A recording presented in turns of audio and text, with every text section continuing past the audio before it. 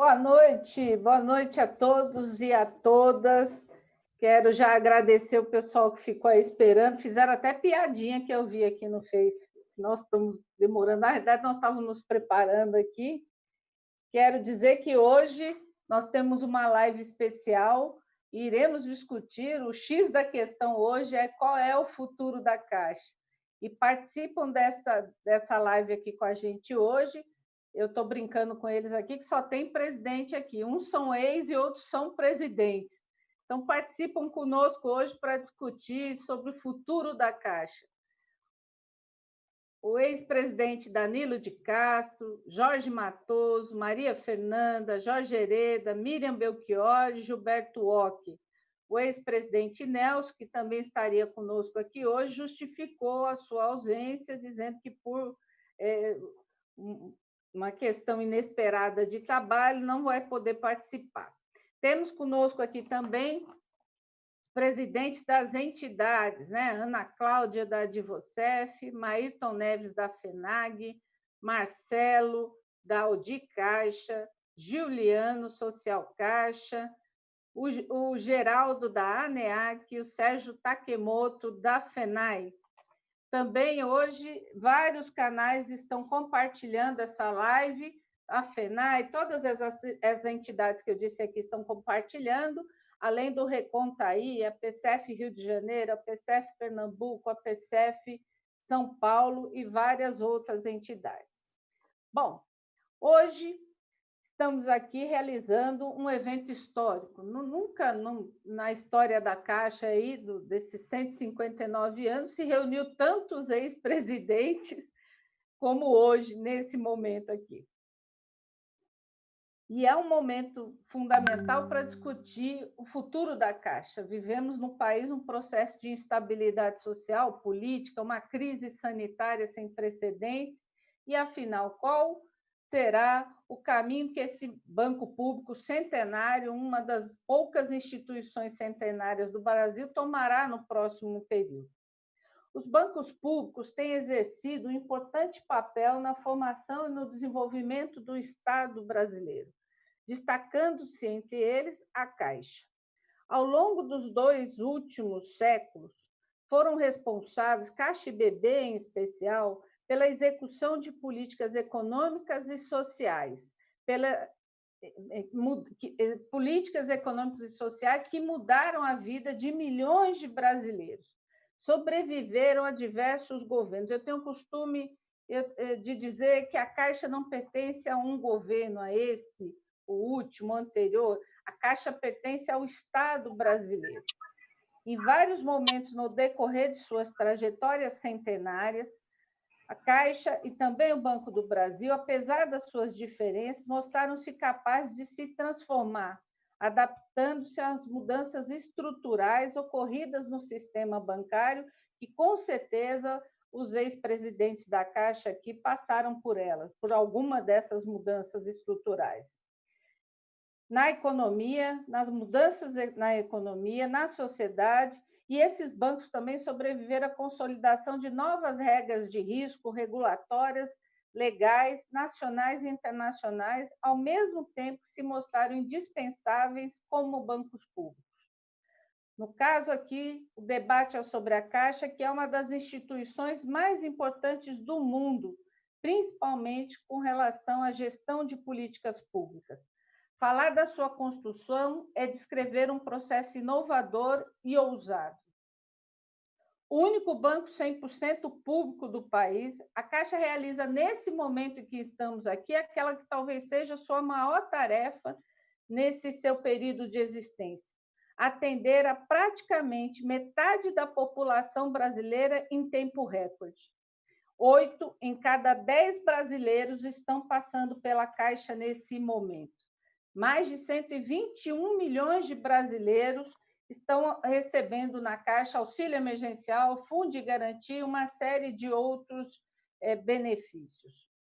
Destaco que, se a Caixa hoje, o Estado, ele conta hoje com o banco público do porte da Caixa, com essa capilaridade, com capacidade para atender num momento como esse de calamidade pública, e também para a execução de políticas anticíclicas, é porque, ao longo de muitos governos, incluindo o atual, os empregados, as entidades e movimentos organizados empunharam a bandeira da defesa da manutenção do banco público frente às iniciativas de privatização. Os empregados da Caixa nunca se furtaram ao compromisso com o povo brasileiro, pois carregam nas veias o DNA da missão pública no sentido mais nobre da palavra. Os empregados da Caixa, que tenho a honra de representar, são essenciais nesse momento de pandemia, e mesmo sob risco de contágio e esgotados com extenuante trabalho, estão no fronte atendendo a população. Dedico a vocês, colegas, essa live e acreditem, a convicção no trabalho que desempenho no Conselho de Administração da Caixa hoje vem da coragem e força de vocês. E, para começar, nós vamos iniciar com Danilo de Castro, que estava aqui, o senhor Danilo de Castro estava aqui me contando, né, mineiro, e ele entrou na Caixa, funcionário de carreira, e entrou na Caixa antes da unificação do banco, em 1967. E a Caixa foi unificada, porque, para quem não sabe, né, a Caixa ela existia, mas cada estado tinha a sua estrutura, ela não era unificada nacionalmente, ela foi se unificar nos governos militares em 1969. Então, senhor Danilo de Castro, eu estou chamando o senhor Danilo de Castro pelo respeito e pela história que ele tem. Ele foi presidir a Caixa em 1992, justamente num governo também de transição, né, Danilo? Porque veio o Collor, e aí o Collor teve impeachment e entrou Itamar, e você foi ser presidente no governo de Itamar Franco, né? Num momento também bastante complicado para o país, um momento de transição, inclusive, né? Bem logo depois do início da democracia no país, você tem um governo que teve impeachment, e aí Itamar assume, ficou na Caixa na presidência até 94, e em 94 saiu, se aposentou da Caixa e iniciou sua atuação política ao filiar-se ao partido PSDB de Minas Gerais. Então, Danilo, é com você, eu quero que você conte um pouquinho dessa história e também qual é a sua avaliação, né? Qual é o futuro deste banco centenário aqui que você fez carreira e foi presidente.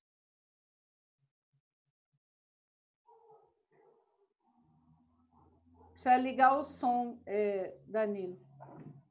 Está sem som. Ok? E agora estamos lhe ouvindo. Tá. Boa noite, Rita. Boa noite aos companheiros aí. É uma alegria grande ter essa oportunidade de participar dessa live e falar da nossa Caixa Econômica. Como você já disse, eu sou funcionário de carreira, passei por todas as funções, escriturário, caixa, gerente, superintendente, passei por várias cidades, vários estados e pude, assim, ter uma interação muito grande com o corpo funcional da Caixa. Nós passamos pela unificação da Caixa, como você disse, que foi um grande feito para a Caixa. A Caixa cada estado tinha a sua administração própria, era uma coisa bastante complicada, inclusive as ações, as políticas não tinham uma coordenação central, e com a unificação a Caixa avançou muito. Foi uma mudança assim muito grande. E a Caixa, quando eu assumi, ela atravessava talvez a pior fase de sua história. Você disse aí, foi pós o governo Collor. Nós tivemos Margarida Procópio no Ministério da Cidade, eu acho que é esse o nome mesmo. Ela fez um vendaval na Caixa. Nós deixamos o Fundo de Garantia raspado, eles deixaram. Nós tivemos que suspender todas as operações, inclusive o pagamento dos contratos habitacionais, por mais de um ano. Eu fiquei na presidência 9 meses com um diretor apenas. Era tudo ad reverendo.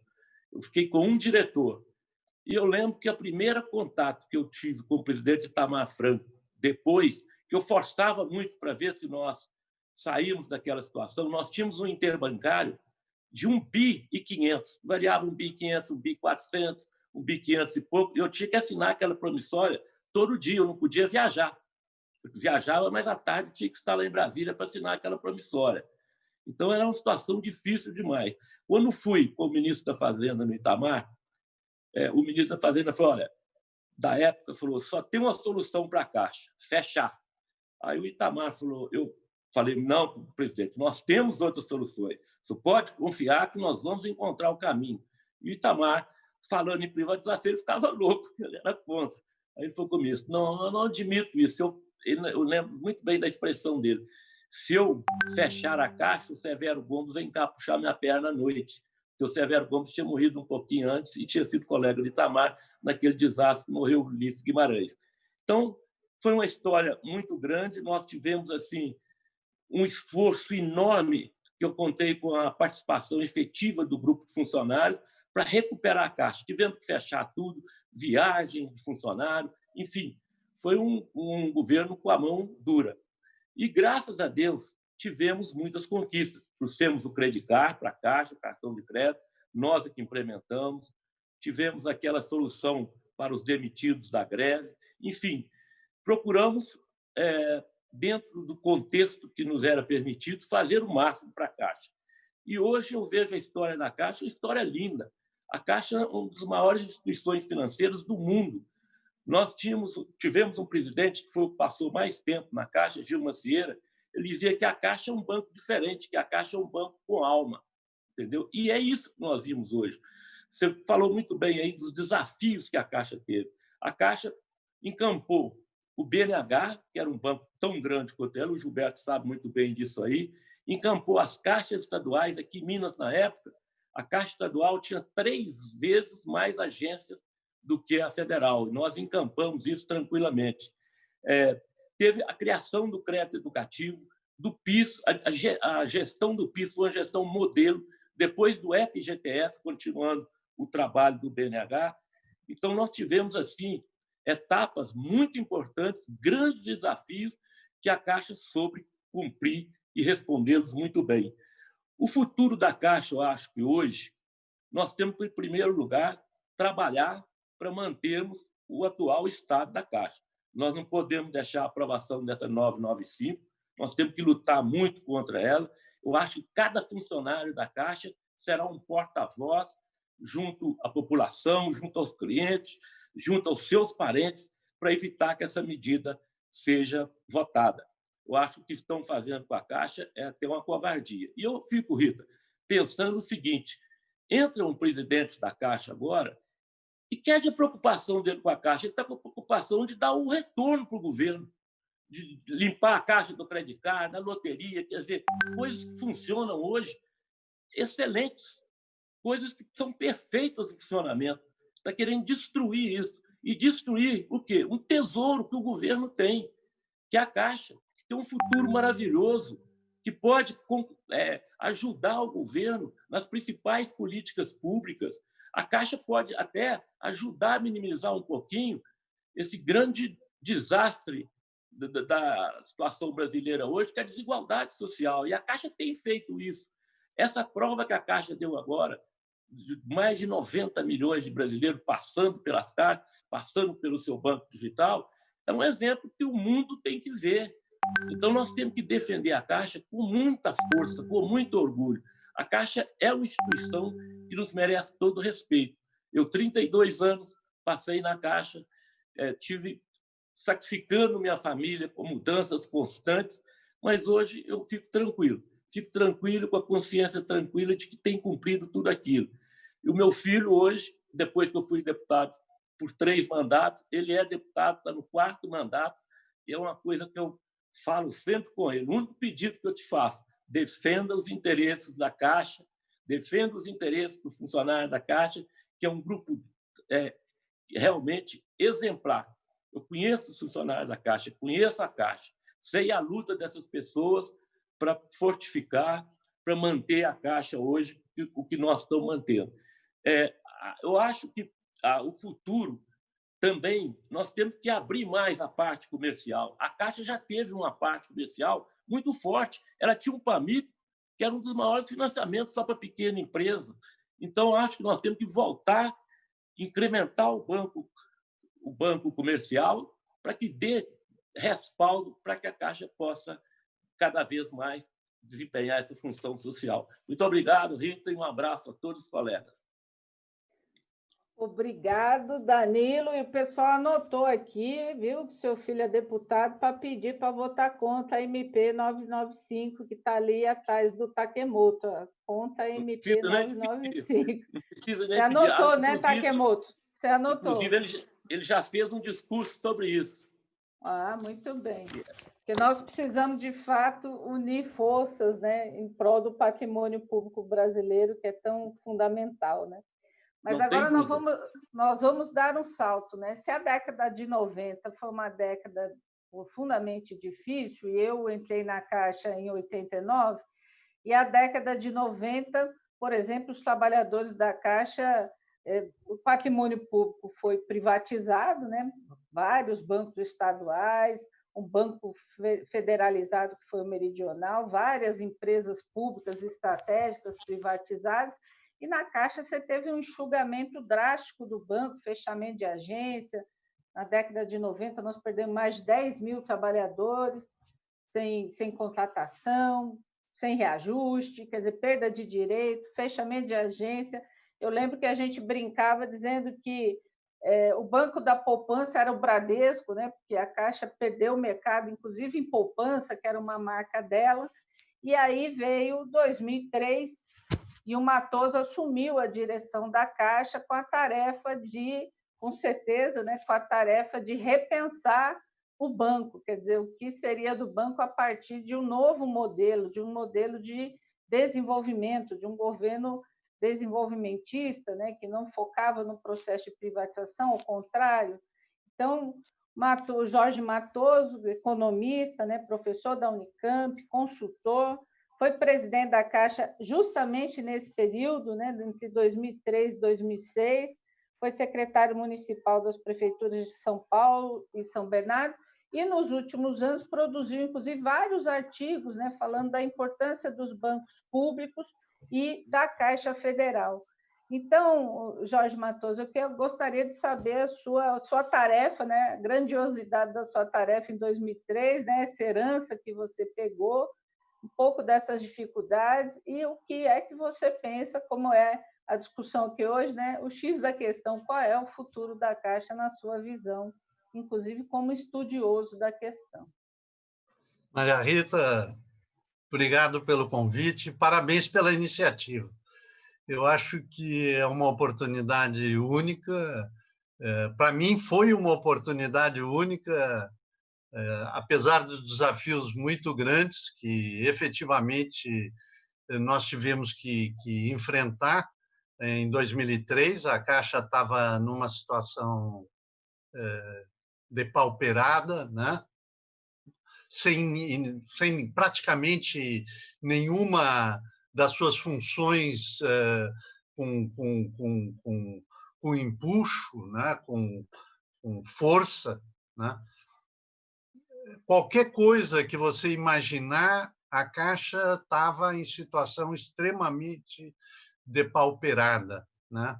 Ela, na verdade, estavam preparando para a privatização. Ela só não foi privatizada em 2002 porque estavam precisando dos recursos do fundo de pensão da Caixa e de outras instituições públicas para garantir a privatização tanto da Vale quanto de outras empresas. E foi um desafio muito grande retomar a iniciativa e o papel da Caixa, né? Porque a Caixa, para mim, foi uma experiência única, porque ela é uma instituição única, né? Pelo papel desempenhado ao longo de sua longa história, afinal, são quase 160 anos de vida, quanto pelo que ela podia e ainda pode fazer no presente e no futuro. Então, ela é uma instituição única. Nós estamos hoje vivendo uma situação de crise extraordinária, possivelmente a maior dos últimos 100 anos. E a Caixa está nisso. Nós estamos enfrentando uma recessão histórica. No segundo trimestre, agora, nós tivemos um crescimento negativo de 11%. Nós estamos com desemprego massivo, e não é só a taxa de desemprego de 12 e pouco, 13%. Na verdade, estão faltando trabalhos para mais de 40 milhões de brasileiros. Então, nós estamos numa situação absolutamente única.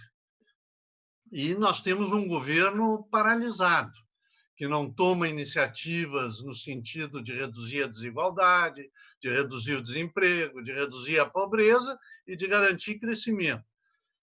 Nós vivemos, e isso faz parte da nossa história, um sistema financeiro muito concentrado, né? Um sistema financeiro não somente concentrado, como concentrado em alguns poucos bancos, na maioria privados. E esses poucos bancos privados, ao longo do tempo, mostraram-se com pouco empuxo para garantir o volume de crédito, por exemplo, né? Foi necessário que a Caixa estivesse presente para garantir o crédito. E não é só o crédito habitacional, né? É o crédito para as pessoas. Você precisou, na verdade, de um desempenho histórico da Caixa e de uma força maior a partir de 2003. A Caixa continua tendo um papel fundamental. E não somente agora, no momento de crise, para o pagamento do auxílio emergencial. Esse papel a Caixa está assumindo e está fazendo muito bem. E se não fosse a Caixa, seguramente a população brasileira e, sobretudo, a população mais pobre não teria acesso ao auxílio emergencial. Mas não é somente isso. A Caixa continua tendo um papel fundamental para auxiliar a saída dessa situação hoje, para ajudar a sair dessa crise com políticas sociais, com políticas de desenvolvimento de outro tipo. E para que isso ocorra, a Caixa tem que conseguir inverter a política que esse governo está desenvolvendo relativamente à economia, à sociedade em geral e, sobretudo, com relação à Caixa. Porque, para esse governo, eles só olham a Caixa como privatizada. E como a crise levou a Caixa a ter que desempenhar esse papel extraordinário no sentido do pagamento do auxílio emergencial, eles tiveram que inventar essa MP 995 no sentido de dividir a Caixa para garantir a privatização de partes da Caixa de maneira a favorecer esse processo de privatização. Já que, se não fosse feito essa divisão, dificilmente isso poderia ocorrer, dado o papel que a Caixa está desempenhando nesse momento de crise. Então, na verdade, nós temos uma situação onde é curioso, porque a Caixa está desenvolvendo essa atividade única e, ao mesmo tempo, ela vem sofrendo essa crítica e essa tentativa de destruição dessa história, dessa instituição. Esse governo, o governo Bolsonaro, eles estão tentando esse processo de privatização. Eu acredito que eles vão continuar tentando, apesar das dificuldades que eles estão enfrentando atualmente, né? Tanto assim que eles não estão conseguindo fazer nada.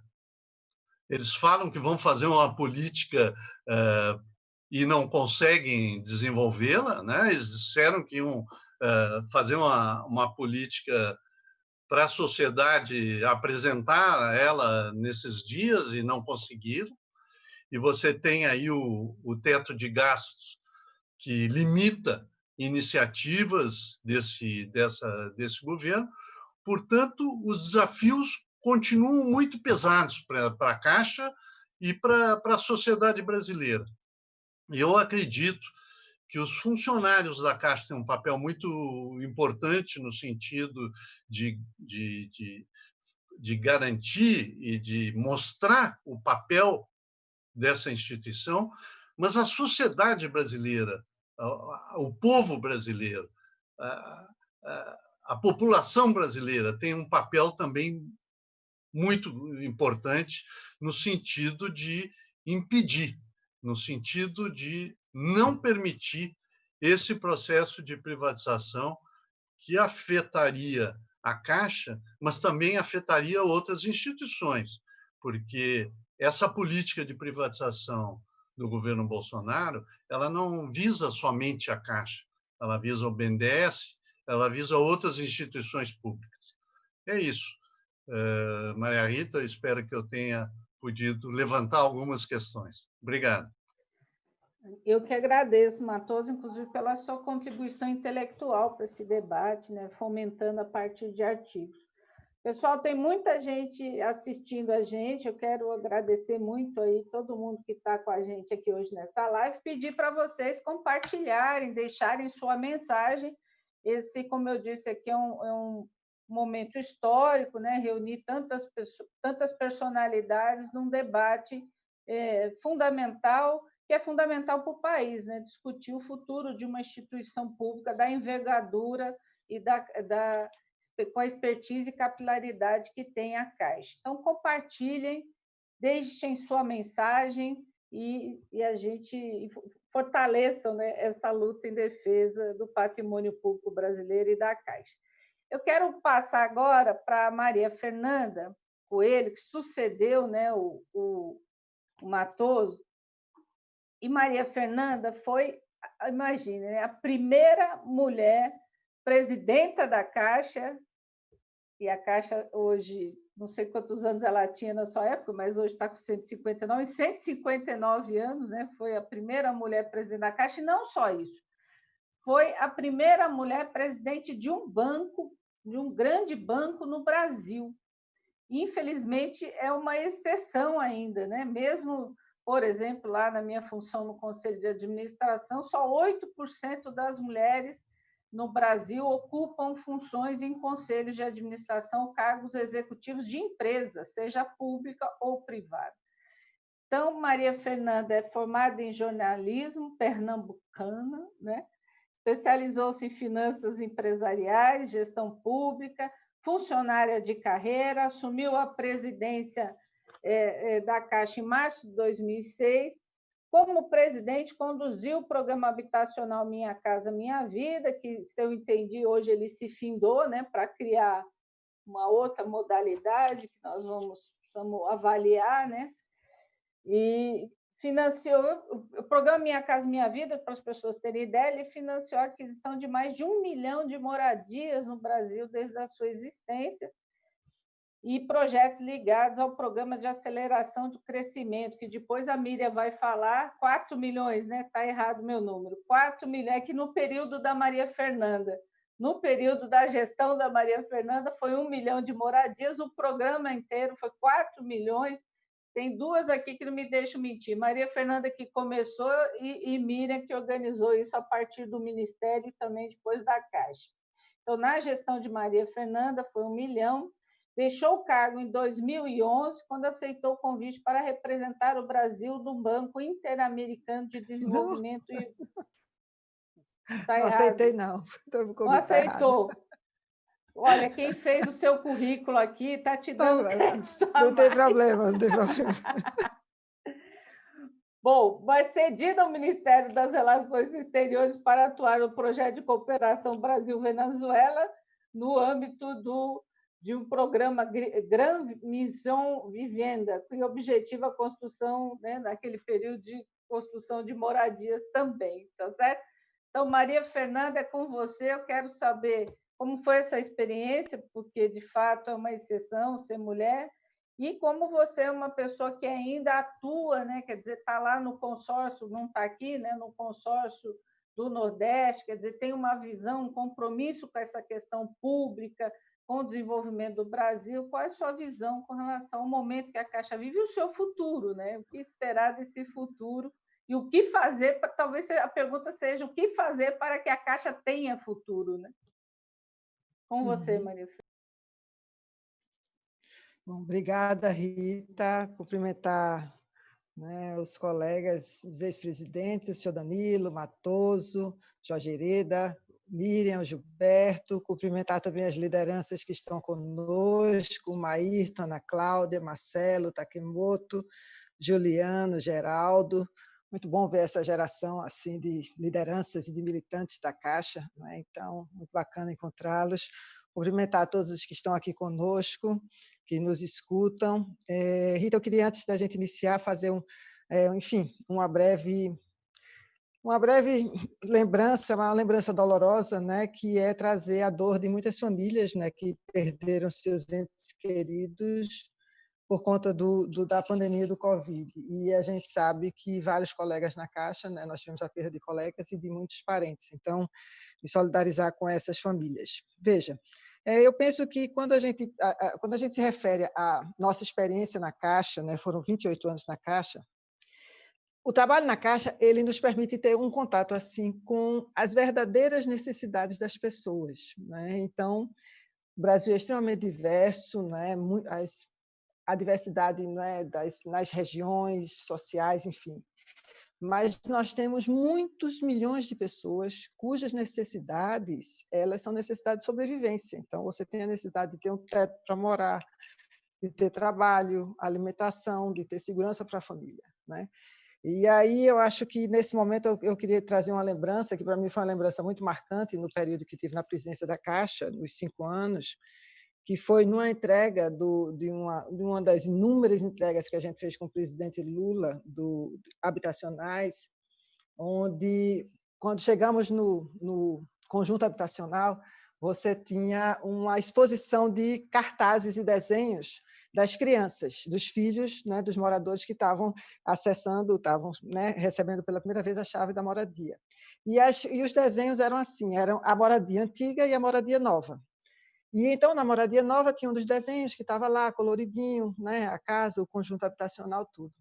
E o desenho antigo era um quarto, um ambiente, um cômodo, onde você via um fogão, em cima do fogão tinha 2 panelas, e em cima da tampa da panela tinha uma ratazana.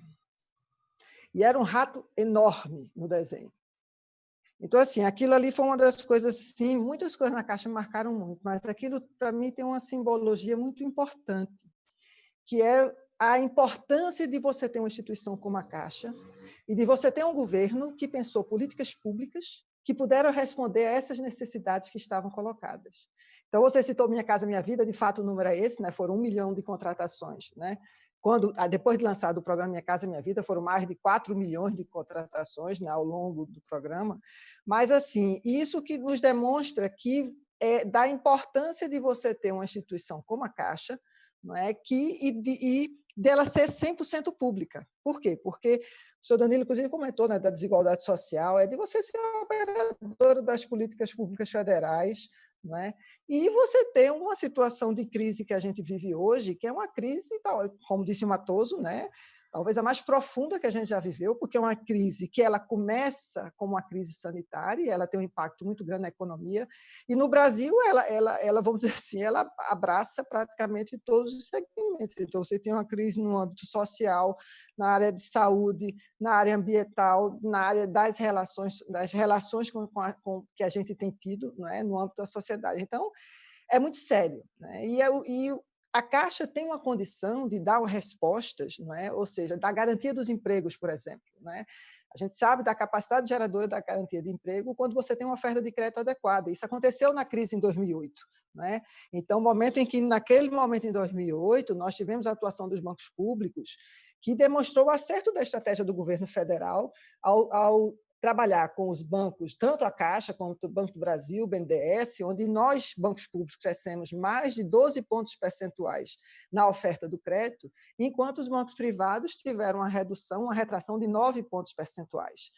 Então, uma instituição pública também que dê acesso a produtos e serviços, a nossa grande rede, a grande estrutura de agências, pagamento dos benefícios sociais, do FGTS, do Bolsa Família. À época, nós tivemos a oportunidade também de entregar a primeira agência Barco, a agência Chico Mendes, uma belíssima homenagem ao Chico Mendes.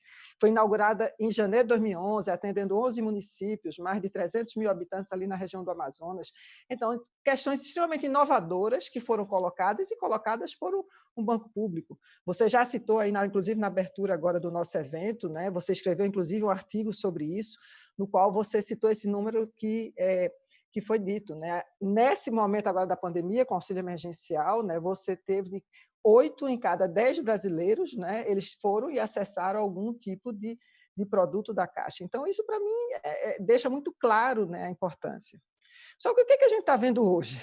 Vendo especialmente a partir de 2019, quando você tem o Bolsonaro eleito e você tem o Paulo Guedes e o Pedro Guimarães na presidência da Caixa. Então, o que a gente observa, e aí, quando fizemos o concurso em 81, entramos na Caixa em 84, já foi dito, nós vivemos alguns processos muito difíceis, inclusive, citado pelo senhor Danilo, a questão do FGTS, aquela questão na época do FGTS, que foi citada, a Margarida Procópio, onde a gente praticamente teve quase a extinção do fundo, a gente teve um problema muito sério. Nós temos hoje o mais profundo e sério processo de desmonte que eu já tenha visto perpetrado na Caixa. Primeiro, por 2 motivos. Depois, então, de 2019, os empregados eles passam a conviver com uma série de medidas. Você tem uma pressão para adesão ao programa de demissão voluntária, você tem transferências imotivadas, você tem uma clara estratégia de retirada de comissões e funções de empregados, no sentido de uma perseguição, e você tem todo um processo de desmonte, de desinvestimento, que está acontecendo dentro da instituição. Além disso, você teve agora a venda de ativos do IRB, da Petrobras, a Lotex, e agora, em meio à pandemia, recentemente, você tem a própria oferta pública das ações da Caixa Seguridade, que é o 4º maior grupo segurador do país, que organiza todas as participações da Caixa em seguros, em previdência, em capitalização, em consórcio, enfim. E isso, esse processo de desestatização ou desinvestimento ou fatiamento, é impressionante como você tem vários termos para nominar a mesma coisa, que é o processo de privatização da Caixa, porque tudo quer dizer a mesma coisa. Então, você tem um processo que nos coloca diante de uma situação que é justamente a medida provisória 995, que é a medida provisória que privatiza a instituição.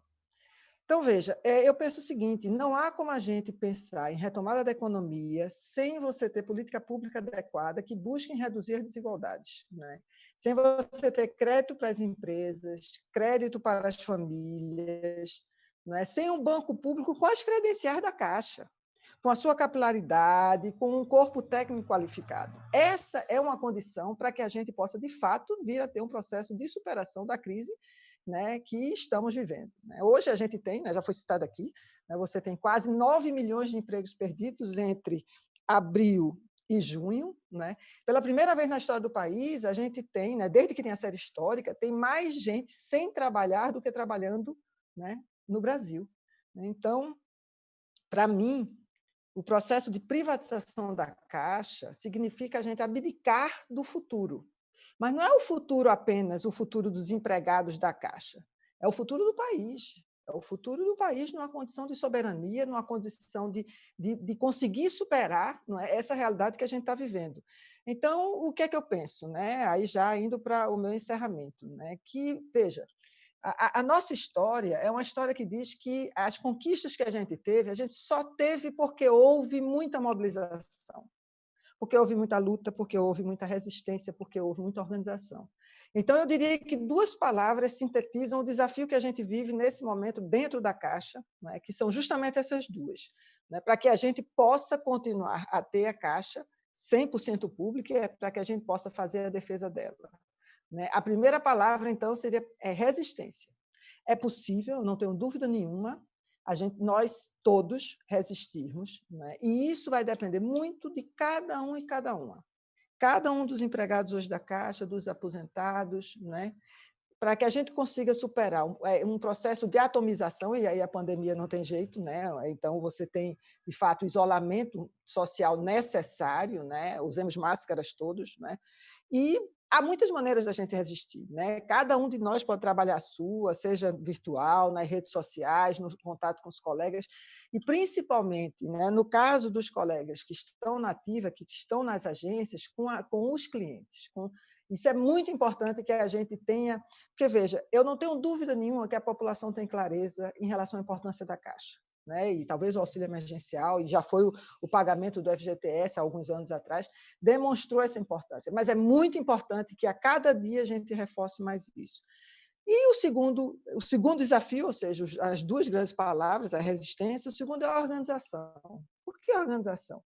Porque, veja, é fundamental que a gente fortaleça a luta das entidades representativas, e, nesse sentido, é muito importante contar com a presença de vocês, né, que hoje estão aqui representando cada uma dessas instituições. Ou seja, é muito importante que a gente consiga dialogar, né, no nosso ambiente de trabalho, criarmos uma rede interna de comunicação, né, que fortaleça o compartilhamento de conteúdos e informações que sejam, vamos dizer assim, que fortaleçam esse debate. Então, cada vez mais precisaremos integrar, não é, essas entidades todas, né, e criar vamos dizer assim, algo que consiga unificar e dar clareza, não só internamente, mas principalmente internamente. Esse convencimento interno é muito importante, mas também para fora. Então, Rita, eu quero te agradecer, eu quero te cumprimentar já disseram os anteriores, né, eu quero te cumprimentar, parabéns pela tua coragem, pela tua ousadia, pela sua liderança. E já disse aqui antes da gente começar, enquanto ainda estava em off, vou dizer agora online, né, nós estamos entre os ex-presidentes da Caixa, né, espero estarmos também diante da futura e em breve presidenta da Caixa. Obrigada, querida. Vocês apaguem isso daí, não vou ser procurada para... Pessoal, olha, estão aqui conosco, né? Eu sei que no Face não dá para vocês verem, mas estão aqui conosco presidentes das entidades, Ana Cláudia da Advocef, Sérgio Takemoto da FENAI, o Maírton da FENAG, o Marcelo Silveira da Audi Caixa, o Juliano da Social Caixa e o Geraldo da ANEAC. Também com a gente já falaram aqui o ex-presidente Danilo de Castro, que foi presidente na década de 90, Jorge Matoso e agora Maria Fernanda. Vamos agora, então, para o Jorge Hereda. Jorge Hereda eu conheci aqui no ABC, né? Eu em Rio Grande da Serra, Jorge Hereda em Ribeirão Pires.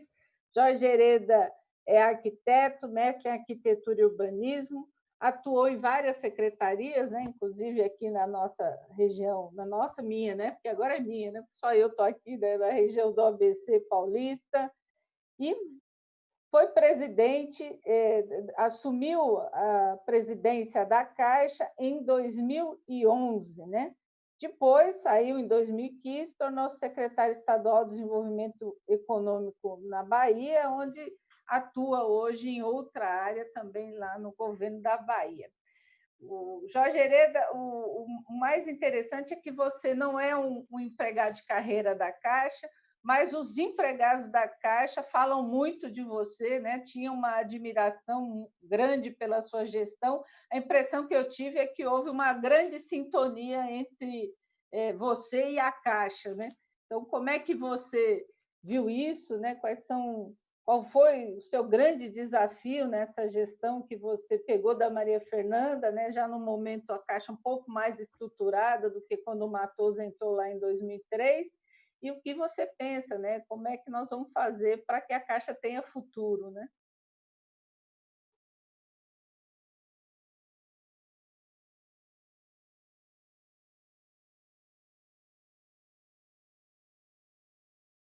Precisa ligar o som. Você precisa ligar seu som.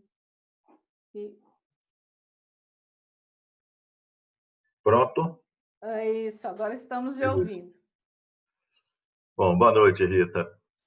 Obrigado pelo convite. Parabéns pela iniciativa. Parabéns por tudo que você tem feito.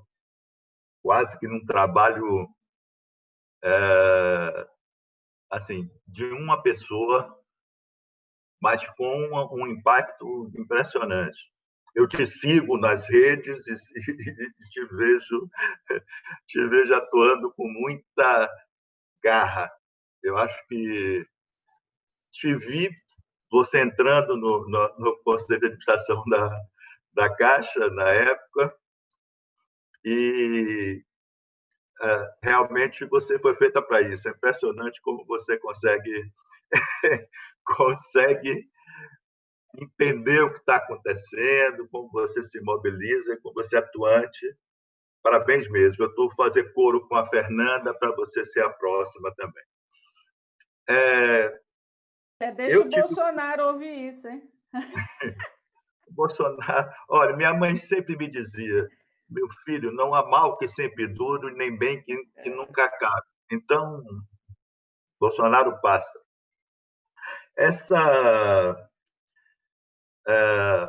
Eu tive o privilégio de fazer parte da diretoria de Jorge Matoso e de Fernanda. Então, eu considero que a gestão de 2011 ela foi uma gestão que segue as mesmas orientações que a Caixa teve desde o tempo que Jorge assumiu. Eu não só tive o privilégio de participar dessas duas gestões, como também tive o privilégio de aprender muito com isso. Portanto, a Caixa é realmente apaixonante, né? Eu fui secretário nacional de habitação e eu brigava muito com o pessoal de habitação da Caixa, porque eu dizia, não é possível isso, não é possível aquilo. E eu me lembro que quando eu assumi a vice-presidência de habitação e que entendi o tamanho e a importância da Caixa, que uma coisa é você ouvir falar, outra coisa é você ver por dentro, né? Eu fiquei realmente impressionado. Fiquei impressionado com o nível de profissionalismo que tinha, de competência, de esforço, mesmo com condições, às vezes, não ideais, que você via no dia a dia, e principalmente com compromisso, né? Eu acho que dentro da Caixa a gente respira cidadania, né? São pessoas que se importam com o país, se importam com as pessoas, e é realmente uma questão que apaixona a gente. Então, se todo mundo tivesse a oportunidade de ver a Caixa por dentro, trabalhando no dia a dia, com certeza jamais falaria as bobagens que falam por aí. Porque a gente não está falando de uma empresa qualquer, né? Eu não vou repetir o que a gente sempre diz, o que todos que estão aqui no debate com certeza já disseram e vão dizer, mas você não está falando de uma empresa pequena, de uma coisa que você toma uma decisão e, se não der certo, depois você volta e está tudo bem. Você está mexendo com uma empresa grande, uma empresa importante, uma empresa que está no Brasil inteiro. Você está mexendo com mais de 40% da poupança do país. 70% do crédito, não sei se ainda está assim, mas 70% do crédito na época era feito pela Caixa, do crédito imobiliário. A Caixa chegou muito recentemente a quase assumir o primeiro lugar, assim, no sentido de ser o primeiro banco do país. chegou o segundo, teve a carteira de crédito maior, a segunda carteira de crédito maior do país. Eu não sei, por questões pessoais, não tive como acompanhar, mas o que eu quero dizer, vamos lá, vamos ficar na segunda carteira de crédito maior do país. A segunda carteira de crédito maior do país quer dizer, porque a primeira era o Banco do Brasil, quer dizer que os bancos públicos, o Banco do Brasil e a Caixa, certo? Tinham, na época, a primeira e a segunda carteira de crédito do Brasil. Significa que os bancos públicos, em particular a Caixa, que é 100% pública, também são importantes na questão do crédito. A Fernanda falou de 2008 aí, não é? O Jorge falou também sobre isso, mas eu queria colocar essa questão também. E é importante que a gente saiba que, além... Não dá para comparar a Caixa contra o banco, né? A Caixa é uma coisa maior que qualquer banco, é mais que um banco. Então, a parte da Caixa, que é um agente de políticas públicas, na verdade, um instrumento de políticas sociais, eu acho que depois dessa pandemia, o doido que disser que não tem utilidade, né? Ninguém vai falar isso, né? Eu acho que ficou muito claro por tudo, pela forma com que os funcionários se dedicaram, por ter dado conta. Aliás, dar conta é uma coisa que era outra coisa que me chamava a atenção na Caixa desde a época que eu entrei. Não tem nada que se peça para a Caixa que não seja feito, né? O Jorge deve lembrar, porque eu acho que foi do tempo dele a questão do início do Bolsa Família. A Fernanda também tem vários exemplos disso. E eu, na minha gestão, acho que as coisas ficaram... pegaram todo esse preparo desses dois governos que se comprometeram com políticas públicas de combate à desigualdade, que se preocuparam com políticas públicas que gerassem emprego, etc., que tinha nas pessoas o seu objetivo principal, certo? Pronto.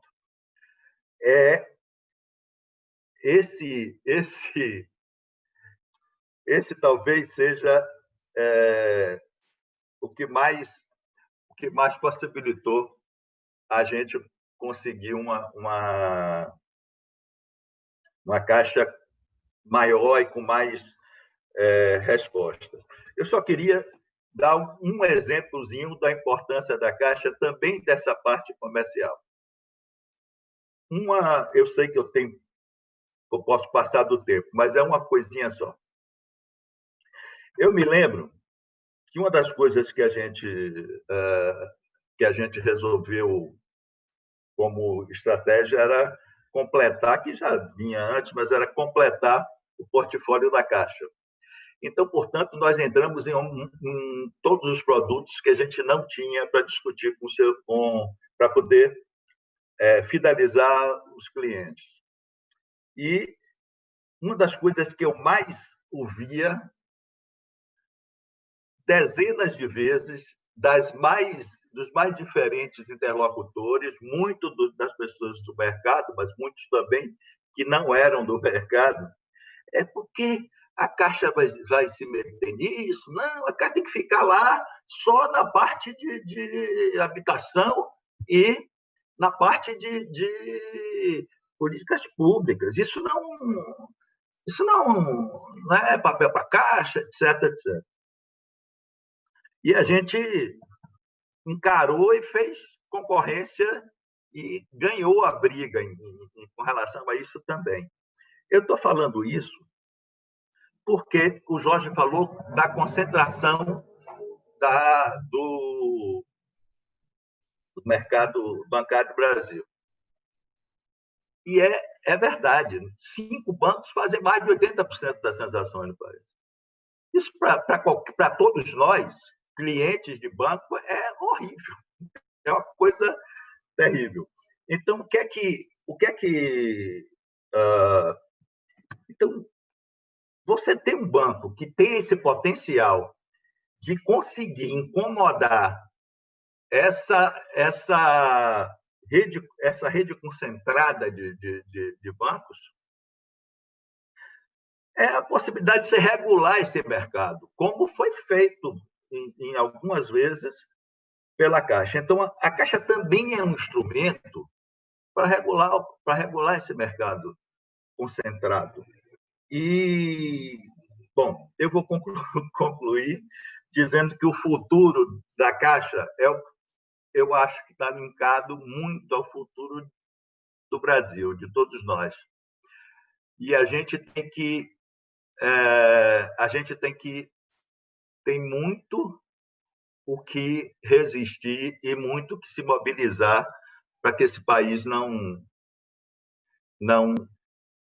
termine voltando para o século, nem para o século XX, para o século XIX. Então, eu acho que a gente precisa se conscientizar disso, né? É preciso que todo mundo tenha claro, no meio dessa confusão toda de pandemia e de um governo que não sabe muito o que é que faz, tem que ter na cabeça, a gente tem que ter na cabeça, todos nós, a sociedade brasileira como um todo, que não é só a Caixa que está em perigo, né? Está em perigo o futuro desse país. Sem dúvida, né? Porque o problema das empresas públicas, a Caixa não é uma ilha, né? Então, a gente sempre tem que ter claro, né? As pessoas que estão assistindo a gente, que tudo no país depende do modelo de Estado, né? Se é um Estado comprometido com a população mais carente, se é um Estado comprometido com os trabalhadores, se é um Estado comprometido com o desenvolvimento, para isso vai precisar de empresa pública, vai precisar de servidor público, né? Se não é isso, se não tem esse compromisso, como o que nós estamos vendo agora, aí tanto faz, né? Aí você vai destruindo tudo que se passa. Antes de passar para a Miriam, só dar um dado e pedir para o pessoal, tem muita gente acompanhando a gente, que eu estou vendo aqui, pedir para o pessoal compartilhar, dar sua opinião, interagir aqui com o nosso debate, dizer o que está achando, se tem pergunta, não vai dar tempo de fazer, mas depois a gente manda para os convidados. Então, é o seguinte, essa questão do auxílio emergencial, lógico, ela trouxe um drama. Ela mostra, primeiro, o grau de miséria pelo qual vive o país, porque, na realidade, de fato, a pandemia agudizou a crise econômica, mas você já tinha uma crise econômica, e aquilo que se chamou de invisível, na realidade, é desconhecer, né? O governo desconhecer a realidade do próprio país, né? E a Caixa teve essa tarefa nobre, né, de atender essa população. Obviamente, isso teve um custo, e está tendo um custo muito alto para os seus trabalhadores, né, que estão esgotados, trabalhando de sábado, com risco de medo de se contagiar a família. Ontem, uma colega, inclusive uma gerente, desmaiou de uma agência de esgotamento, teve um custo alto. Mas, por outro lado, né, os funcionários se superaram de novo, né, porque criou-se essa possibilidade da poupança digital, mesmo o aplicativo com todas as falhas, e tem falhas mesmo, né? Devido, inclusive, nós estamos atendendo metade da população brasileira, né? Quer dizer, metade da população brasileira, milhões de pagamentos estão sendo feitos. Eu falo sempre o seguinte, os Estados Unidos, considerado o país mais avançado do mundo, né? Entre aspas, mas mais avançado tecnologicamente, etc., estão pagando o auxílio emergencial deles pelo correio, é um cheque pelo correio, algo inimaginável em pleno século XXI. Então, você tem a Caixa, porque se lutou para que ela se mantesse pública, mas os empregados se superaram não só no atendimento na linha de frente, mas ao criar aplicativo, ao criar a possibilidade da poupança digital. Então, foi um desafio que, de novo, a Caixa vem dando conta com todas as dificuldades que a tarefa exige. Bom, a Miriam assumiu a presidência da Caixa depois do Hereda e, de certa forma, fez um governo de transição, né? Porque ficou num período bastante difícil, de grande instabilidade política, que acabou com o impeachment, com o golpe dado na ex-presidenta Dilma. E, obviamente, teve o privilégio, né? A Maria Fernanda foi a primeira, a Miriam foi a segunda mulher presidente da Caixa. Como a Caixa é feminina até no nome, né? É o único banco que teve esse privilégio até hoje, né? Teve 2 presidentas mulheres. A Miriam era aqui também do ABC de Santo André, né? Foi engenheira de alimentos, mestre em administração pública e governamental, foi secretária aqui da administração municipal, foi ministra, né, do Planejamento, ocupou antes a Secretaria Executiva do Programa de Aceleração do Crescimento e depois foi presidenta da Caixa em 2015, né, e saiu em 2016. Com você, Miriam, o que se faz com o nosso patrimônio público, né, e qual é essa experiência, né, o que você levou de legado dessa experiência na Caixa?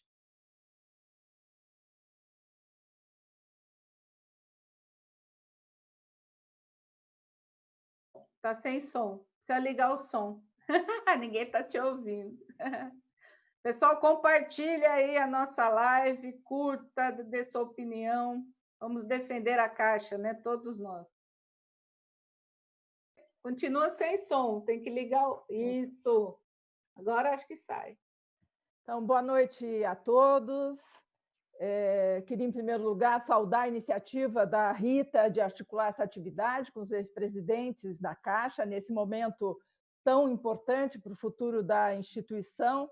Cumprimentar cada um dos meus antecessores e sucessores que estão aqui hoje, né? O ex-presidente Danilo Castro, os meus companheiros Jorge Matoso e Maria Fernanda Coelho e Jorge Hereda, meu colega de ministério no governo Dilma, o Gilberto Ock. Queria cumprimentar também todas as entidades que no dia a dia defendem a Caixa, né, como o Banco Público, a FENAI, a Advocef, a Audicaixa, a Social Caixa e a NEAC, e cumprimentar todos que estão acompanhando essa atividade e que se somam a nós na defesa da Caixa, né? Eu acho que aqui todo mundo que está aqui, né, concorda que o Brasil precisa dos seus bancos públicos, né? Não para substituir os bancos privados, mas para cumprir funções que aqueles bancos não se dispõem a fazer, ou mesmo induzir algumas práticas para todo o sistema financeiro, né? Jorge Hereda conduziu a Caixa no momento de baixar taxas, tá certo? E foi importante naquele momento essa iniciativa, né? Eu não vou aqui repetir argumentos que o Matoso, a Fernanda e o Jorge Hereda, né, apresentaram sobre a importância dos bancos públicos, né? Eu quero só destacar que a Caixa, além de tudo, ela guarda uma diferença importante por ser o principal braço operacional de políticas públicas do governo federal. Além de ser um banco que fomenta crédito, microcrédito, enfim, né, não vou aqui repetir, ele opera programas que têm importância, por exemplo, do Bolsa Família, além da maior parte dos convênios do governo federal com estados e municípios, né? Eu já tive todos os tipos de relação com a Caixa. O único que eu não tive, eu acho, foi a de ser empregada da Caixa, né? A não ser como presidenta no período que eu estive à frente do banco, né? Então, eu conheço o banco de vários pontos de vista, né? Como secretária de habitação da Prefeitura de Santo André, gerindo um convênio do governo federal, ou também apresentando nossas experiências no prêmio Caixa Melhores Práticas de Gestão Local, né? Na qual nós fomos premiados, e eu recebi o prêmio naquele lindo hall de vitrais do edifício matriz, né, da sede.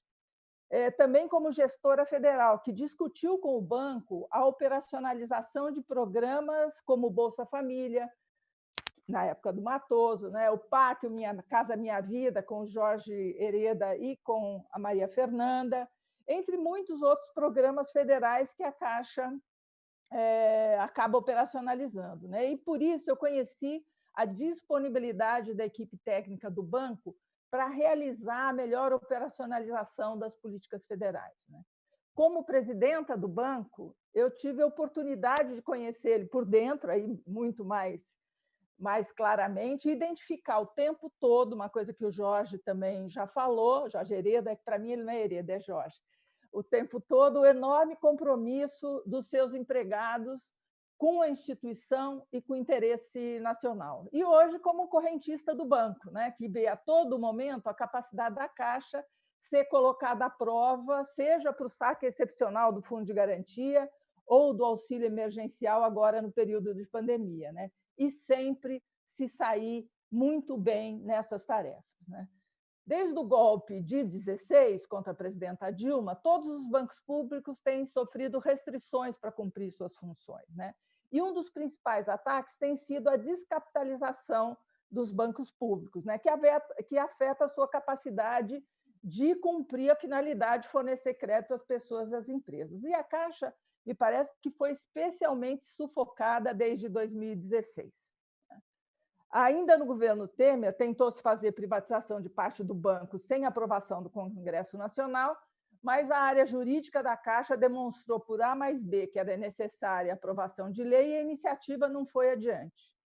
Mais recentemente, Bolsonaro e Guedes obrigaram a Caixa a devolver o aporte de capital feito durante o governo Dilma, que foi fundamental para ampliar as atividades e tornar a Caixa o segundo maior banco do país em ativos, né?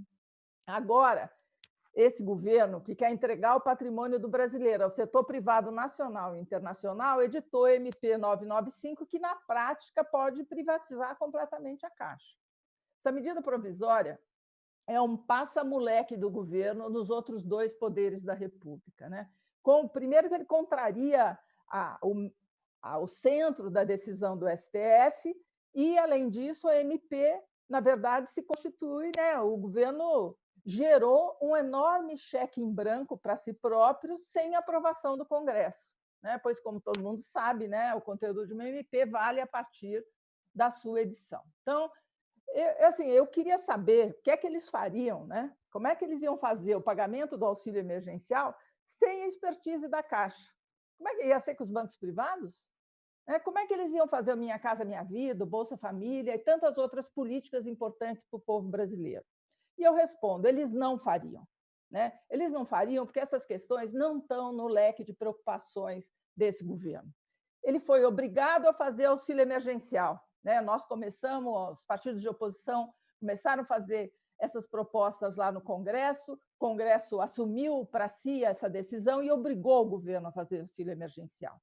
Ele traveste a extinção de direitos, como a farmácia popular, o abono salarial, seguro-defesa e salário-família, em um novo programa de renda. Então, ele dá com uma mão e tira com a outra, né?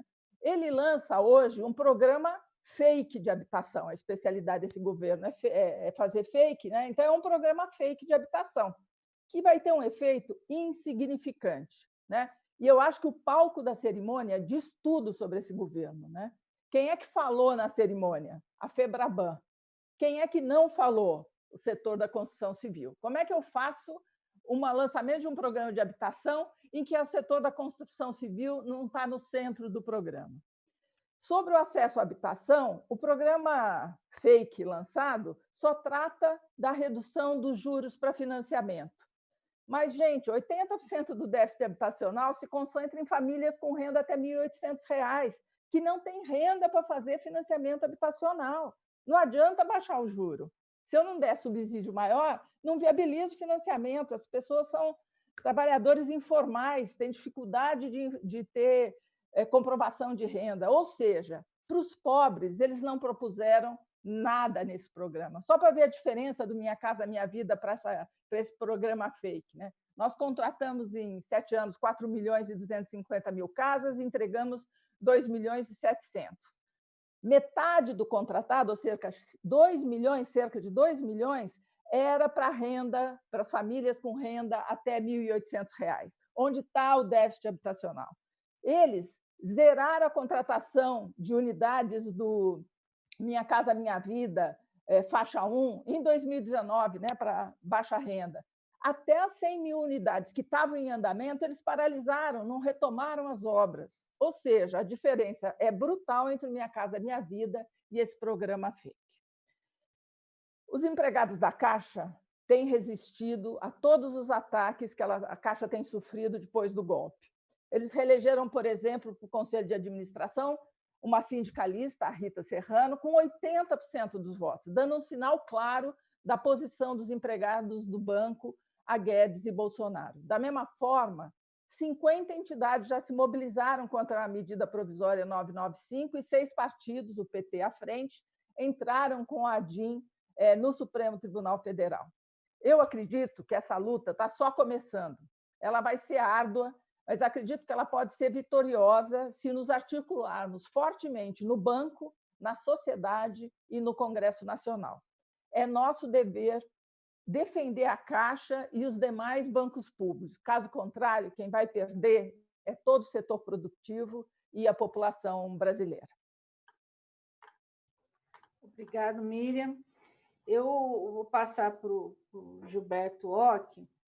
E, viu, presidente Gilberto, lembrar, eu gosto sempre de dizer para as pessoas que no debate no Conselho de Administração, quando veio a discussão da Caixa se tornar SA, somente nós dois fomos contra, tá certo?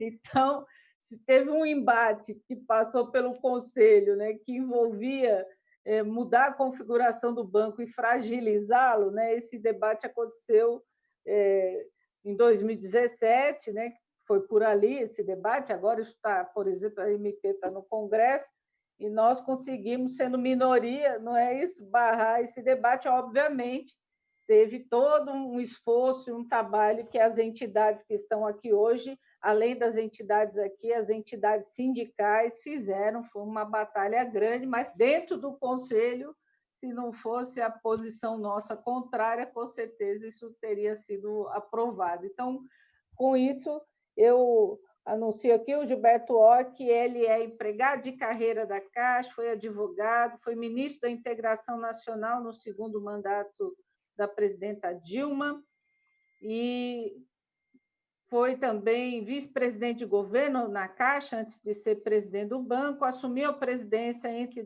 ficou na presidência do banco entre 2016 e 2018, saiu para ocupar o cargo de ministro da Saúde e depois, em seguida, foi trabalhar no governo, agora estava, né, no governo do Distrito Federal. Então, ex-presidente Occhi, passo para você. E aí nós tivemos aquele embate lá, muita coisa aconteceu, né? Agora há uma discussão que eu falo, né, que é a privatização do banco de uma outra forma, não é virar SA, não é vender o banco na Bolsa de Valores, mas é privatizar o banco a partir das suas operações, e sendo assim, qual é a sua avaliação desse processo, né? O banco tem futuro, se tudo isso que está ocorrendo vingar? Bem, boa noite a todos. Já todos foram cumprimentados e nominados aqui, então boa noite a todos. Olha, eu acho, Rita, que se qualquer um de nós voltar ao banco, nós vamos falar que o banco tem futuro, nós vamos defender o banco. Eu tenho procurado, depois que você marcou essa live, eu tenho procurado ler um pouco mais sobre números da Caixa, algumas informações. E hoje eu estava vendo nessa cerimônia que a Miriam acabou comentando, eu acho muito estranho mesmo que, no lançamento de um novo programa, poucos falem sobre o programa, né? Falaram lá sobre diversos outros assuntos, mas não falaram detalhe dos programas. Eu tive recentemente lá no Ministério do Desenvolvimento Regional, conversando com o secretário de Habitação, ele comentou alguma coisa sobre regularização fundiária, essa falta de recursos da União para a moradia para quem mais tem carência dela, que mais precisa. O programa precisava mesmo sofrer uma reformulação, mas o argumento é sempre que não há o recurso necessário para a implementação nos moldes que foram feitos nos governos do presidente Lula e da presidente Dilma, que tinha um programa que começou para fazer 500 mil e fez quase 5 milhões. Então, isso nos preocupa, me preocupa também, porque eu vejo uma busca silenciosa de ir enfraquecendo a Caixa Econômica. Na nossa época lá, e você foi testemunha, a gente estava discutindo, não, por que está tirando a Lotex da Caixa Econômica? A gente criou, acabaram com a raspadinha e até hoje não voltou. Então, é uma coisa que é inexplicável algumas ações que a gente vê, mas silenciosamente tiraram a raspadinha da Caixa Econômica, né? Agora, também recentemente, no ano passado, né, houve aquela mudança nas emendas parlamentares, que trazia uma receita também para a Caixa Econômica. Então, perde-se receita de prestação de serviço nesse serviço à União. Agora, nós estamos tratando aí de uma redução da remuneração que a Caixa recebe do FGTS.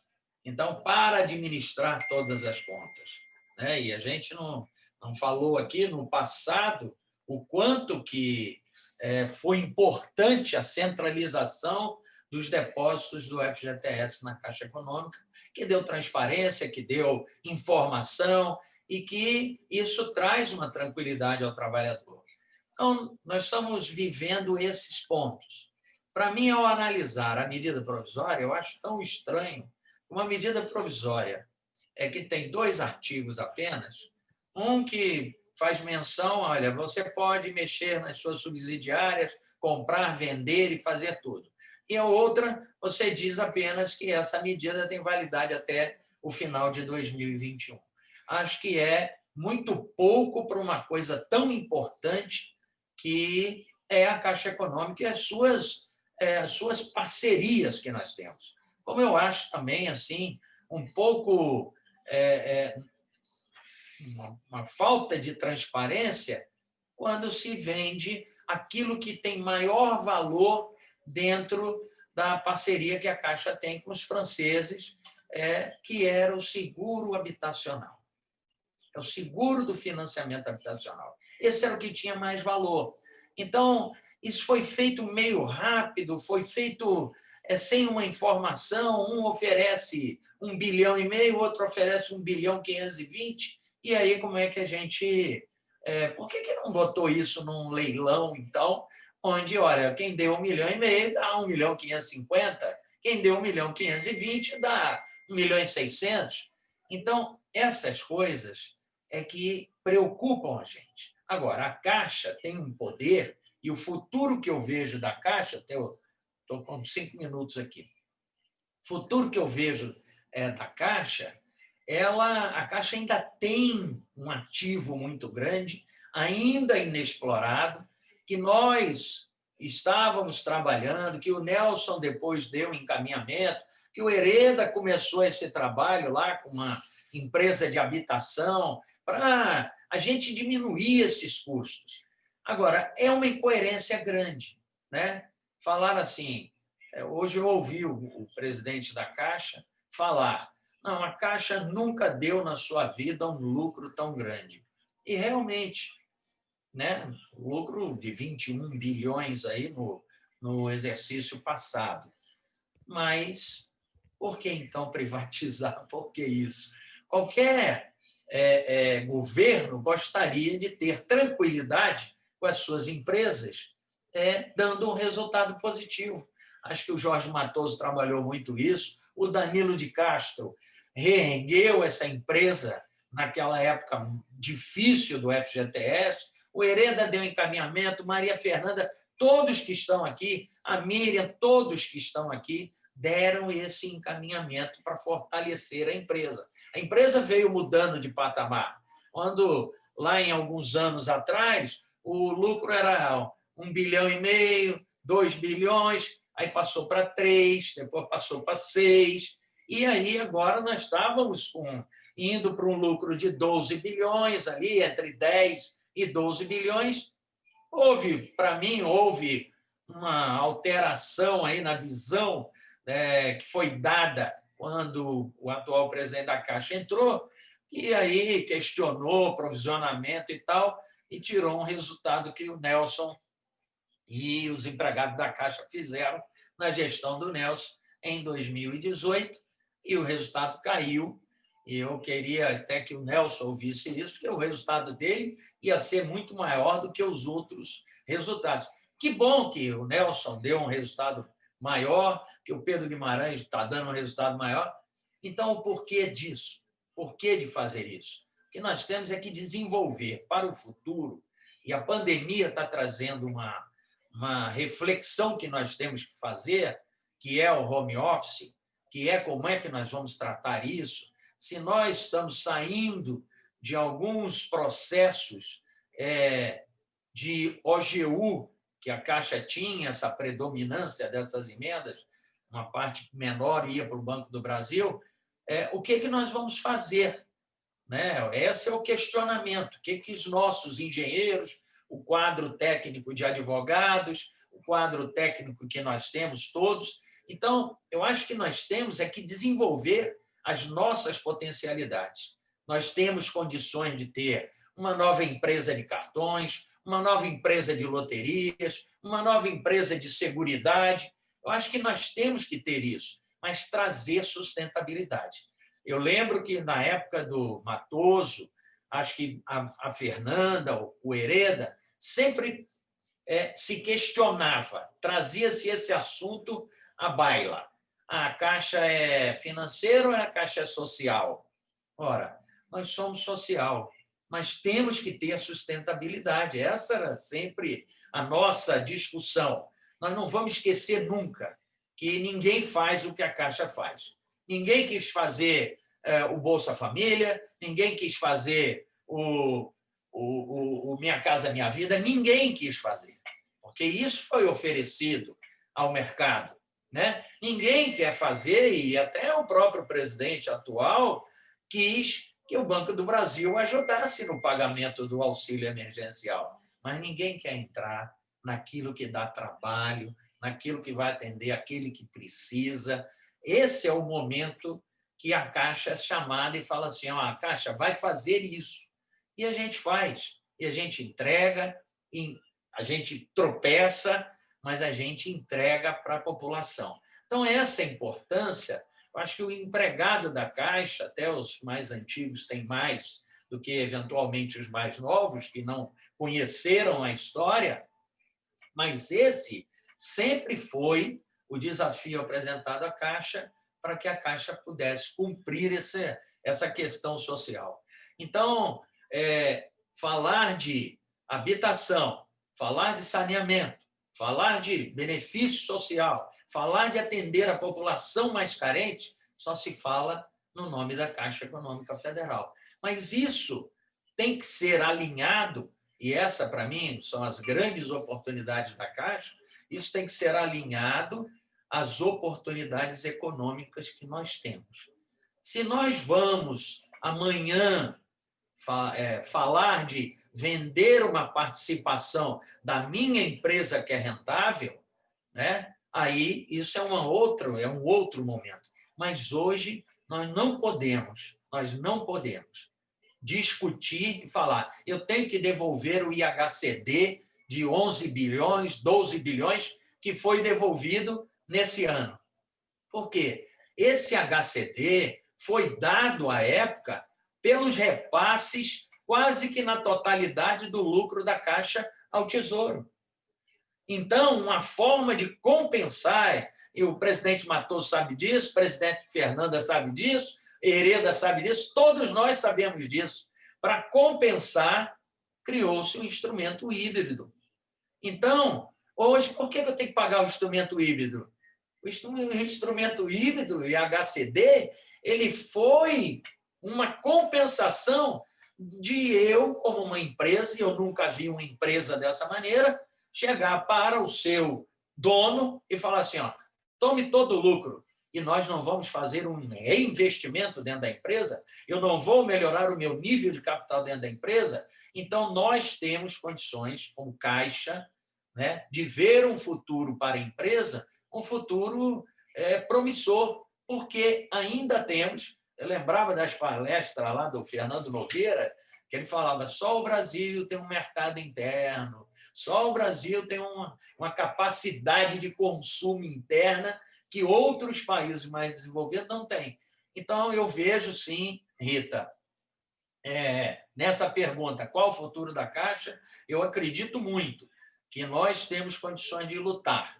Lutar com as nossas forças internas, nossos empregados, lutar com aqueles que já saíram, mas que têm condições de contribuir, lutar no parlamento, lutar com alguns ministros, lutar com todas as forças possíveis para que se estanque esse processo de depreciar a empresa ao longo dos anos que sempre ocorreu. E a empresa sempre dá uma resposta, trabalha e tudo mais. E olha que nós não podemos esquecer, eu acho que vou deixar aqui uma sugestão, 2 coisas importantes dentro da empresa que tiram a tranquilidade daquele que vai trabalhar. FUNCEF, Saúde e Caixa. Acho que essas 2 coisas são temas de assuntos futuros aí que a gente não pode abandonar. Essas coisas estão sangrando o funcionário da Caixa.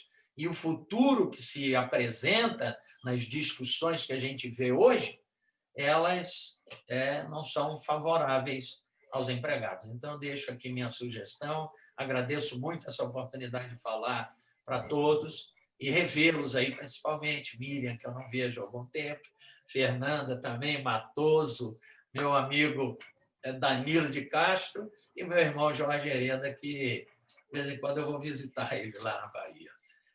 Um abraço para todos. Eu agradeço muito e todos os temas que vocês tocaram aqui, eles merecem um debate mais aprofundado, né? Hoje não vai dar tempo, essa questão do IHCD, da criação e a privatização das subsidiárias, os programas sociais.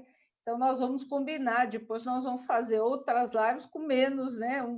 2 ou 3 de vocês, para aí nós termos tempo de dialogar bastante. Mas são temas profundos, esse debate é extremamente importante e de fato, nós temos aqui hoje mais de 50 anos de história da Caixa, né? Lembrando que o senhor Danilo entrou em 1967, né? Então, nós temos aqui mais de 50 anos de história do banco discutindo. Então, um evento extremamente importante e que agora nós vamos... eu vou ler um trechinho só, viu, pessoal? Eu não vou ler a carta dos ex-presidentes aqui em prol da defesa da Caixa Pública íntegra e sustentável, né? Os 6 ex-presidentes que estão participando aqui concordaram, fizeram aqui uma carta, e essa carta está sendo assinada por todos eles, será divulgada, e por conta do nosso tempo, que as entidades ainda irão falar aqui hoje, eu vou ler só um trechinho da carta que a Aline já colocou aí no Facebook para vocês, tá certo? Depois nós vamos divulgar na íntegra. Então, os ex-presidentes aqui, como ex-presidentes da Caixa e atentos à atual crise sanitária, econômica e política pela qual passa o Brasil, entendemos que o papel do Estado nesse cenário é central na administração de políticas nacionais eficazes e na supervisão dos mercados financeiros. E para cumprir tal função, a atuação dos bancos públicos é fundamental.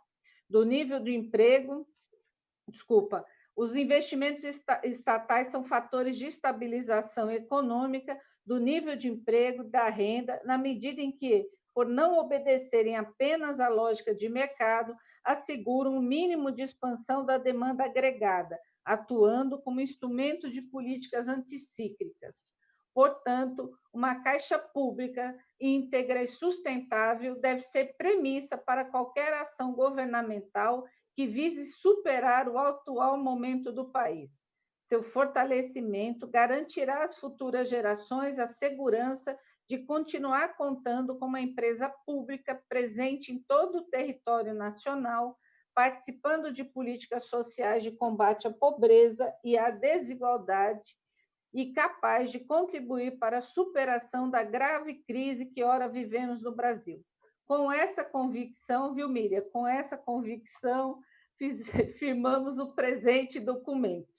E assinam aqui hoje Danilo de Castro, Jorge Matoso, Maria Fernanda Coelho, Jorge Hereda, Miriam Belchior e Gilberto Occhi, para mostrar que esta empresa é do Estado brasileiro e, portanto, cidadãos, cidadãs têm compromisso com o patrimônio público brasileiro. Então, eu não tenho como bater palma aqui, né? Só se a gente bater assim. Então, dizer que essa carta está assinada, ela será divulgada na íntegra, né, a partir de agora.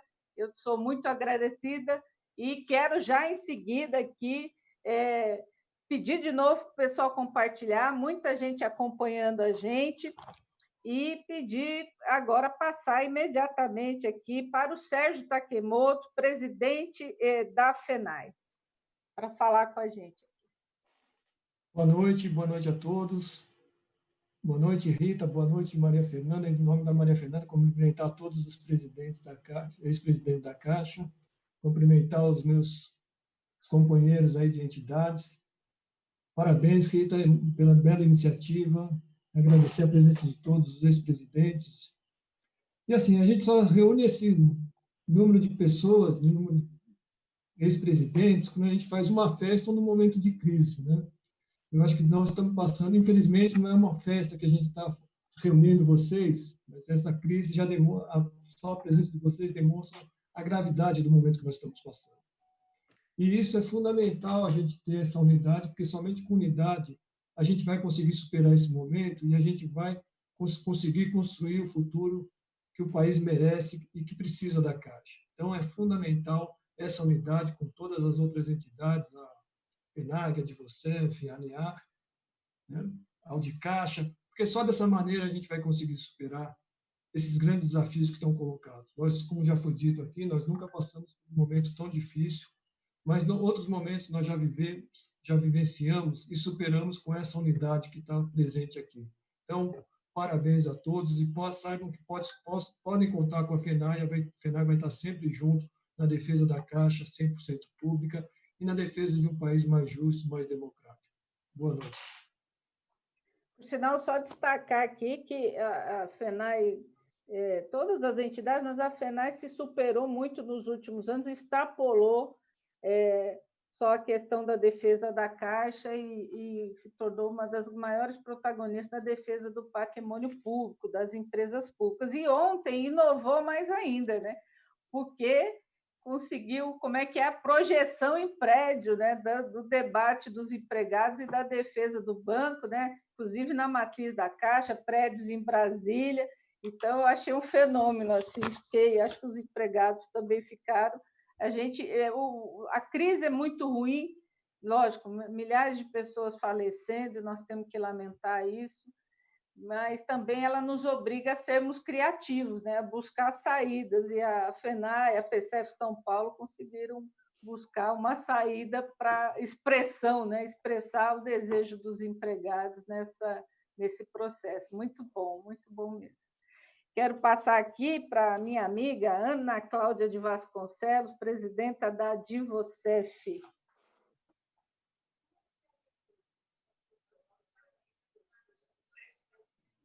Liberar, né, o som. Boa noite a todos. E quando que já falaram aqui, eu queria, na verdade, agradecer a Rita pelo convite e parabenizar pela iniciativa, que é muito importante nesse momento, unir aqui todos os últimos ex-presidentes da Caixa para falarem e para deixarem claro em todos os depoimentos aqui ouvidos o quanto a Caixa é necessária para o Brasil e para o povo brasileiro. E a importância de ela ser mantida 100% pública e sustentável. Eu acredito que não há dúvida para ninguém de que estamos aqui todos presentes para defender a nossa empresa. E assim nós vamos agir. E eu quero agradecer aqui aos ex-presidentes que vieram dar o depoimento sobre a Caixa Econômica, o que vocês viveram, o que fizeram na Caixa Econômica e o quanto a Caixa ela é protagonista na atuação das políticas públicas que o governo pensa para o país. Obrigada a vocês também. Obrigada a todos. Obrigada, Ana. Passar para o Maírton. Maírton Neves é presidente da FENAG, está na batalha aí, né? Nós temos duas batalhas agora, né? Defender a Caixa e defender os direitos dos trabalhadores. Né? Maírton, com você. Verdade, Rita, um prazer grande estar aqui com você, estar aqui recebendo essas figuras que tanto fizeram por essa empresa. Né? Então, assim, esse é um momento histórico mesmo da nossa empresa. E é impressionante essa questão da ação e reação. Né? Então, assim, a gente está sendo atacado num nível que eu acho que nunca aconteceu, mas, assim, ter vocês aqui do lado nessa hora, ouvir o que vocês trouxeram até agora, assim, dá uma força danada, nos torna muito mais fortes, saibam disso. Desde o filho, né, do Danilo de Castro, que eu sei que está fazendo a sua luta lá, ao Gilberto Ock, que tem uma atuação muito forte, onde ele chega, mostra sempre muitos resultados. Então, assim, esse momento eu acho que nos fortalece a todos e é um momento também de chamar os colegas lá nas unidades, os gestores, todos, para se darem as mãos. Porque, como disse aqui o Danilo de Castro, né, a Caixa é um banco que tem alma. Né? O nosso corpo está sendo meio prejudicado aí. Nós temos os nossos órgãos vitais estão sendo atacados. Né? A gente vê que o Bradesco tem um terço do seu lucro vem da Seguridade. O Itaú, um terço vem de cartão. Né? Assim, cada banco tem nesses órgãos importância vital. Então, se nós considerarmos a Caixa como um corpo, o nosso corpo está sendo atingido em cheio. O coração, o cérebro, o pulmão, então assim, a gente está sendo muito atacado. E como disse aí o Danilo de Castro, falando sobre a questão da alma, né? Então assim, eu acho que nós somos um corpo que temos alma e eu apelo aqui à alma de cada economiário para que nos leve a falar para a sociedade, a dizer para eles, para que eles percebam realmente a importância desse corpo íntegro e assim, com toda a virilidade para tocar essa empresa por mais de 160 anos pela frente. Então, um abraço forte a todos vocês e um prazer grande estar vivendo esse momento com todos aqui. Sejam felizes. Obrigado, Maírton. Quando eu olho para o Marcelo Silveira, presidente da Audi Caixa, eu penso, o mundo tem esperança, porque um menino tão novinho, né? Está aqui, é o mais bebê aqui entre nós, está aqui, defendendo o banco, comprometido, né, com o patrimônio público. Eu falo sempre o seguinte, os empregados da Caixa têm no DNA essa coisa social, né, pública, né, faz parte do nosso DNA, né, Marcelo? Isso é verdade, Rita. Boa noite a todos, muito obrigado pelo convite. A Audi Caixa se sente lisonjeada. É importante, viu, Marcelo, lembrar aqui que você é mineiro, porque está cheio de mineiro nessa live. Mineirinho. A Audi Caixa se sente lisonjeada de participar com vocês nesse evento. O Ayrton não deixa de ter razão, é histórico, porque reunir 6 ex-presidentes que vêm trazer depoimentos da importância do banco que a gente defende no dia a dia, que a gente luta diariamente para construir o resultado que cada ano apresentamos para o povo brasileiro. A história da Caixa, por si só, já demonstra que ela é primordial para o desenvolvimento do Brasil. Afinal de contas, a gente leva atendimento a todo cantinho desse país. Ela é uma das maiores instituições do mundo e muito bem dito pelos 6 ex-presidentes. A Caixa abraça todo o desafio, porque o que ela quer fazer bem é atender o Brasil e o brasileiro. E o que o atual governo faz com a Caixa Econômica Federal é uma ameaça real ao emprego de cada um de nós e à população brasileira, que pode deixar de contar com os serviços essenciais prestados pela Caixa. E os mais pobres vão ser os mais atingidos, sem dúvida nenhuma. Mais uma vez, muito obrigado. A privatização não é um caminho aceitável e o caminho é um só: unidade. porque só assim a gente consegue uma Caixa mais íntegra, forte e 100% pública, que isso é essencial. Muito obrigado, boa noite a todos. Marcelo, e agora o Takemoto está lá fazendo a propaganda, é todos contra a MP 995, tá certo? Está ali. Eu não aprendi até agora como é que põe essa imagem atrás, mas ele Precisa aprender também, Rita. Juliana, presidente da Social Caixa, né, que são os técnicos sociais. Eu aproveito para mandar um abraço ao meu amigo Gerry, lá de Rondônia, que é técnico social da Caixa também, e todos os demais que estão assistindo a gente aqui. Juliano, com você.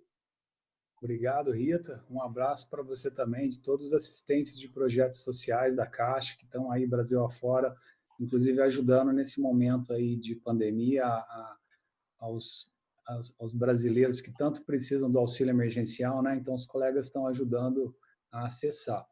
Rita, parabéns por essa live aqui, com esses brasileiros e essas brasileiras tão notáveis e valorosas e valorosos.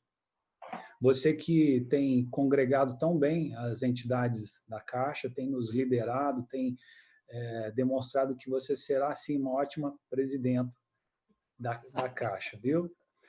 Não vou isso a sério, não. Bom, depois de falas tão ricas, eu não tenho muito a acrescentar, a não ser lembrar que os empregados da Caixa estão em assembleia agora, nos sindicatos, analisando a proposta da FENABAN. Eu me ausentei para estar aqui, não podia deixar de estar aqui. A gente está com uma proposta de reduzir nossos salários, né, apesar dos bancos terem tido lucro.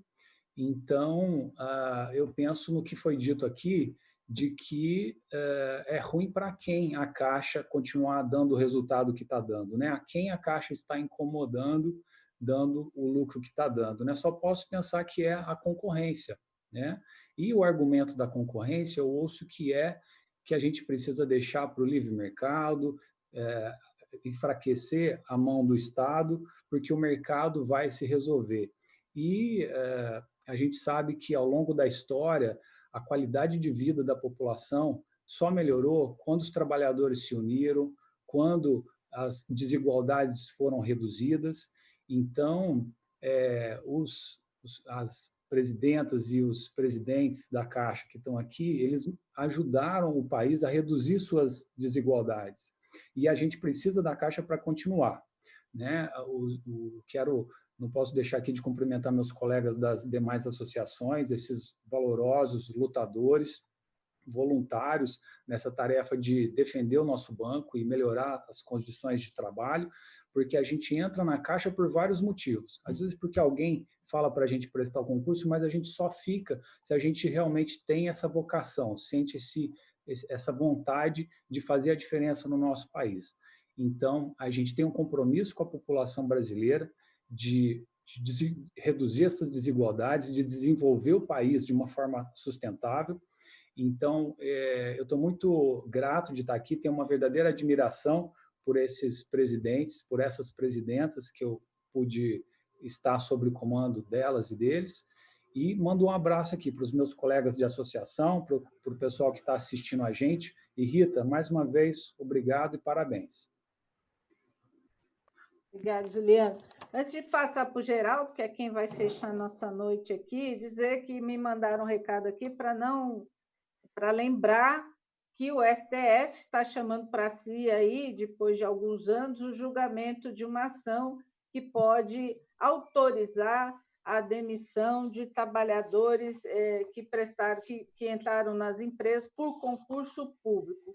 Quero aqui dizer que essa medida ela é mais uma medida absurda no sentido de desvalorizar o trabalhador brasileiro. É mais um, né? Esse é o trabalhador concursado. Os servidores públicos estão sendo perseguidos, os trabalhadores no país não têm emprego, você não tem projeto de geração de emprego. Então, é mais uma medida para prejudicar os trabalhadores que ajudam esse país a crescer e a se desenvolver. Então, ela tem que ser...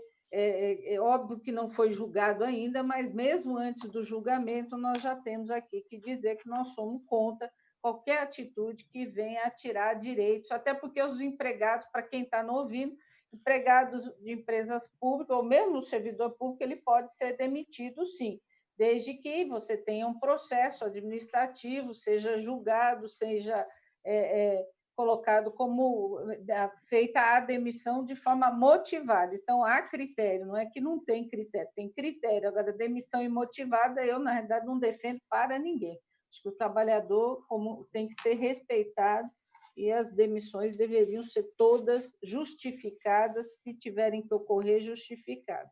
Então, estou lembrando aqui e agradecer o colega que mandou a mensagem. Geraldo, ficou para você a tarefa de fechar nosso debate hoje. O Fernando, presidente da ANEAC, não pôde estar, então o Geraldo aqui hoje representa a Associação dos Engenheiros e Arquitetos da Caixa, que também tem uma função quando a gente fala em programa habitacional, quando a gente fala em saneamento, esses profissionais têm uma função extremamente importante no banco. Então, Geraldo, feche nossa live, que foi, né, um momento importante, uma live extremamente boa, né, para contribuir para esse debate com tantas personalidades. Está com você que vai fechar a nossa noite. Bem, Rita, obrigado pelo convite. Queria cumprimentar os ex-presidentes, em especial o presidente Hereda, por qual a ANEAC tem um especial apreço. Então, queria cumprimentar os demais presidentes das entidades representativas, no qual a gente tem abraçado, estamos juntos numa caminhada já desde sempre, e vamos continuar juntos nessa caminhada, porque somos nós juntos que nós vamos conseguir vencer os desafios. E, em especial, cumprimentar você, Rita, por qual nós temos um apreço especial, você nos representa, nós nos sentimos representados lá no Conselho de Administração. Então, todos os engenheiros e arquitetos agradecem a tua atuação lá no Conselho. Vai ser difícil um outro conselheiro que viesse te suceder como representante dos trabalhadores lá no Conselho fazer aquilo que você faz, tá? Então, você é especial, você merece sim ser presidente da Caixa. Então, fica difícil a gente fazer qualquer fala muito além do que já foi colocado, porque vocês abrangeram tudo, né?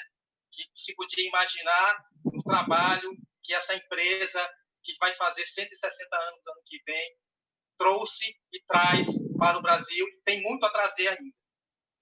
A engenharia e a arquitetura, ela tem uma ação especial junto aos brasileiros e brasileiras, em especial aos menos favorecidos, porque ele dá aquilo que é o bem maior hoje para um brasileiro, para uma brasileira, que é a moradia.